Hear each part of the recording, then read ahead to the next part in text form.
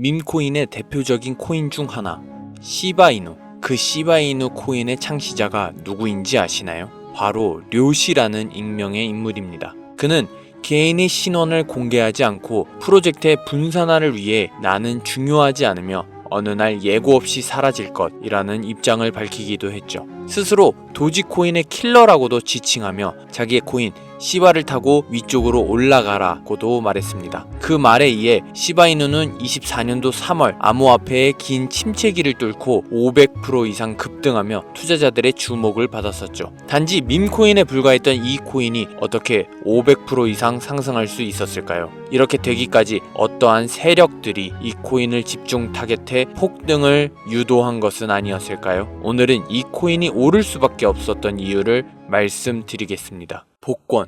여러분들은 작은 돈으로 인생 역전의 꿈을 안고 로또 혹은 다른 복권들을 구입해 보신 적 있으신가요? 예전에는 번호를 하나하나 직접 적어내고 TV에선 매주 토요일마다 생방송으로 틀어주는 복권 추첨 채널에서 돌아가는 관역의 다트를 쏘아 번호를 하나씩 불러주는 방식으로 복권의 당첨 번호를 알았습니다. 하지만 어느 순간부터 로또라는 이름의 복권으로 바뀌며 버튼 한 번에 통 안에 있는 공들에 적힌 번호로 복권 번호를 추첨하게 되었죠. 번개에 맞을 확률이라는 복권 당첨이라지만 요즘 들어 같은 장소에서 동시에 복권이 당첨된다거나 심지어 수동으로 찍은 번호가 같은 곳에서 당첨이 된다는 복권이 조작됐다는 의심 하신 적 있으신가요? 최근 뉴스에 의하면 1등 17명 중 7명은 자동, 10명은 수동 선택으로 당첨됐는데 수동의 당첨자 8명이 부산 기장군에서 한꺼번에 당첨됐다는 소식이 들렸고 시흥의 한 판매점에선 자동 방식으로 구매한 2명이 동시에 1등이 되는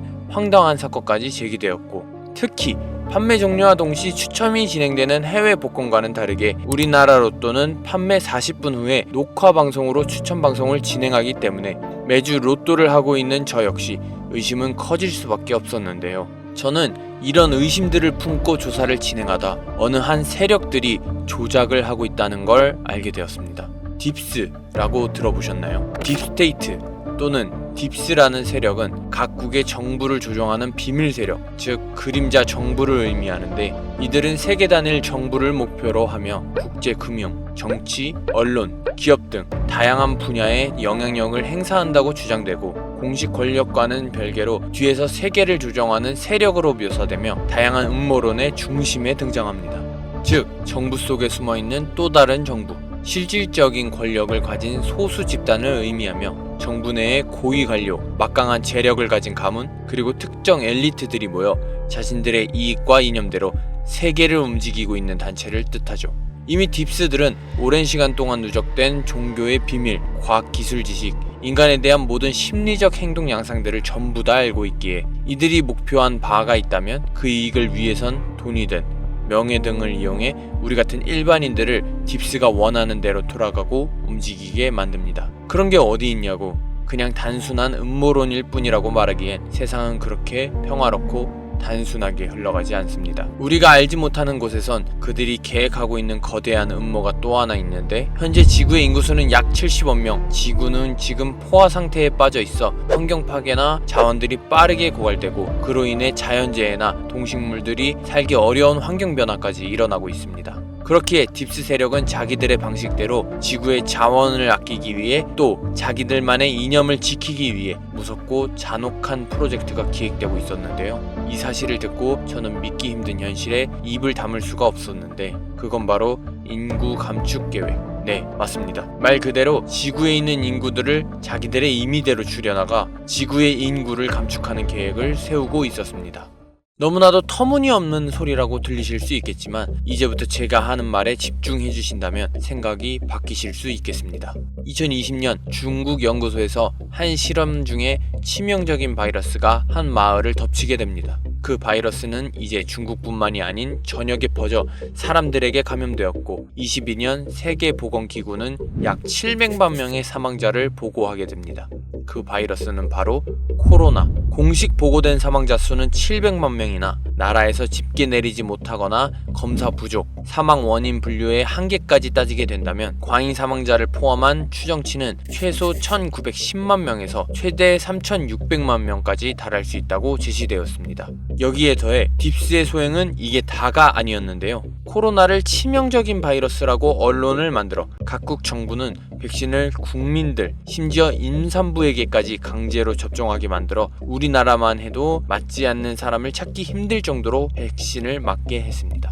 저를 포함해 여러분들까지 백신을 안 맞은 사람을 찾기 어려울 정도였으니까요. 하지만 이 백신이 사람을 죽이는 독극물이었다는 거 믿겨지시나요? 2025년 5월 25일 더 이코노믹 타임즈의 미국 상원 국정감사 코로나 백신 청문회에선 충격적인 발언이 나왔는데, 피터 맥컬로 박사는 코로나 사망자의 약 75%가 바로 백신 때문이었다고 증언했고, 토프 박사는 21년 9월 27일 정부에서 의사들한테 사람들에게 백신을 접종 강요하라고 지시, HH에서 정한 기준을 따르지 않으면 파멸시킨다고 의사들까지 협박한 사실이 드러났습니다. 즉, 딥스 세력은 앞에서는 코로나를 치명적인 질병이라고 포장해놓고 뒤에서는 백신이라는 무기로 인구를 감축시키는 계획을 짜고 있었던 겁니다. 이처럼 딥스라는 세력은 자기들이 살아가기 편하게 아무것도 알지 못하는 우리들을 뒤에서 통제하기 쉽게 만들고 있었습니다. 그 안엔 암호화폐도 포함되었다는 사실 알고 계신가요? 2007년 미국의 신용도가 낮은 차주에게 대규모로 제공된 주택담보대출이 부실화되면서 세계 대형 금융기관들이 파산 위기에 몰렸던 금융위기 바로 직후에 가상화폐라는 개념이 처음 등장하는데, 너무나도 절묘한 일일 수가 없지 않습니까? 또한